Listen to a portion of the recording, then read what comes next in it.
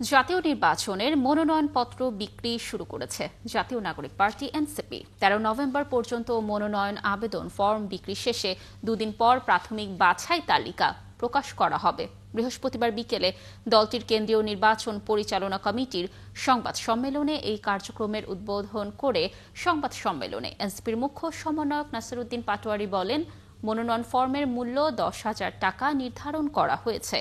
তবে জুলাই যোদ্ধা ও নিম্ন আয়ের প্রার্থীদের জন্য মূল্য রাখা হয়েছে 2,000 টাকা। কমিটির সেক্রেটারি ডাক্তার তসনিম জারা বলেন, প্রার্থীরা 3টি উপায়ে ফর্ম সংগ্রহ করতে পারবেন: কেন্দ্রীয় কার্যালয় থেকে সরাসরি, অনলাইনে এবং দলীয় 2 মুখ্য সংগঠক ও সাংগঠনিক সম্পাদকদের মাধ্যমে। তিনি আরও বলেন, অনলাইনে মনোনয়ন ফর্ম পূরণ ও জমা দেওয়ার সুযোগও রাখা হয়েছে যাতে প্রার্থীরা সহজেই আবেদন করতে পারেন। এ সময় নাসিরউদ্দিন পাটোয়ারী বলেন, বিচার ও সংস্কার বাস্তবায়নে 9টি রাজনৈতিক দলের সঙ্গে আলোচনা চলছে।